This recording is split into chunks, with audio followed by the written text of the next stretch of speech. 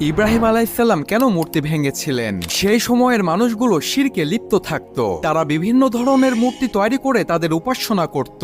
ইব্রাহিম আলাইসাল্লাম ছোট থেকেই তার জাতির মূর্তি পূজা দেখত এবং নিজে নিজেই উপলব্ধি করত যে এই মূর্তি কখনোই স্রষ্টা হতে পারে না।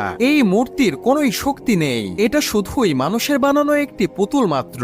ইব্রাহিম আলাইসাল্লামের জাতি প্রত্যেক বছরে একটি বিশেষ দিনে উৎসব পালন করত। সেখানে সকল মানুষগুলো একত্রিত হতো।